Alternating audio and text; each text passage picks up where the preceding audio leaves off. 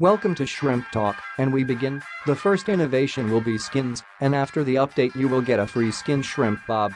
Bob has a unique origin story. Someone threw an old Tamagotchi into the sea, which fell to the bottom, crushing a shrimp and turning it into one of the pets in the Chinese Tamagotchi.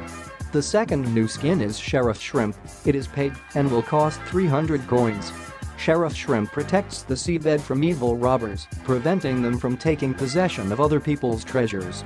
The second innovation in the game will be the customization of locations. In the new arcade update, it will be possible to change the usual sea plan to a futuristic arcade. With each update, new location designs will be added, which you can purchase for credits. Now let's move on to the new boss. This is Mega Crab with a new location called Deadly Cave.